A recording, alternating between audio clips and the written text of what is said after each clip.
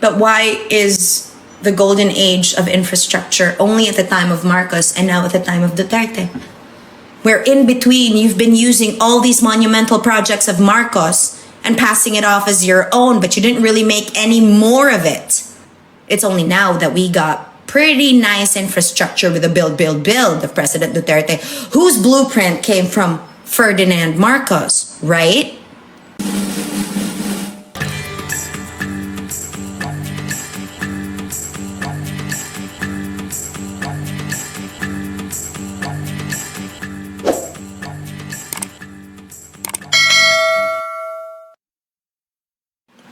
Just let me understand this a little bit, okay? So you demonized the Marcos family for the last 30 years. You ousted Marcos because he was a dictator. But during his time, we were the second richest country in Asia, the Pearl of the Orient. And Marcos built all these monumental infrastructure that still stands today. Obviously, they were clothed in controversy, but who built these infrastructure projects that is being used till now? And why, if the Marcoses were so evil, then why did we not get better when they were gone? I mean, if you blame all the blatant corruption on the Marcoses, no. Because you made sure they were out of government. You made sure that they were stuck in their side in Ilocos while you guys took over the national government. Then if you guys were so innocent, then why are you friends and allies of the people terrorizing and trying to tear this country apart? This isn't historical revisionism. I'm just trying to ask questions here. Why, if you guys were so innocent, then why did we not get better in 30 years? Why did it have to be a Bisaya, a Duterte from Mindanao that had to build? Something that Ferdinand Marcos started during his time. I'm trying to ask questions because I grew up after the martial law had ended. But my grandparents are Marcos loyalists because during their time, they experienced the golden age of business. Because you, the victims, the so-called anti-Marcos, isn't it all propaganda? Isn't that all over-exaggeration of events? Are you guys trying to cover up what evil you also did that the country tried to eradicate? Didn't you also try to kill men and women in uniform and they only simply fought back?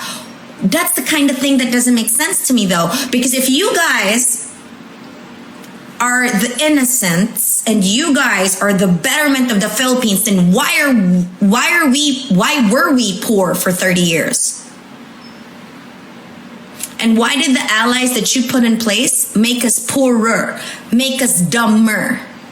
I'd like to understand that. I'm not taking sides, but I mean, people are awake.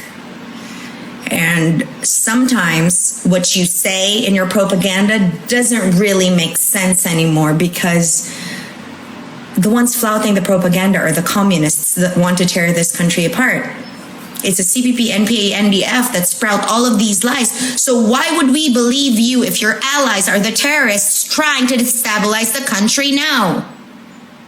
So it just makes sense to me that Marcos was just trying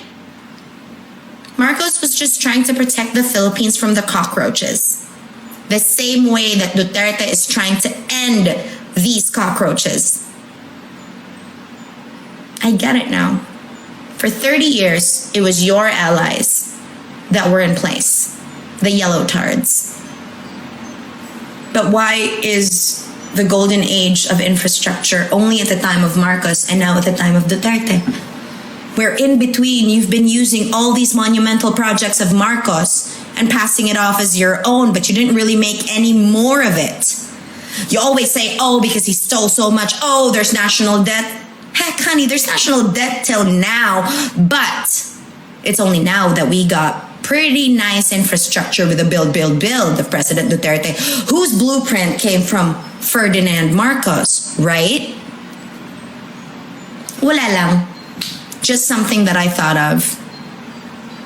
I don't know. That's not historical revisionism because it's just straight up facts. If you guys were so innocent and if you guys truly were the betterment of the Philippines, let me repeat that, then you wouldn't be the terrorists. Then you wouldn't be the cockroaches trying to get back in power but won't. Ingat.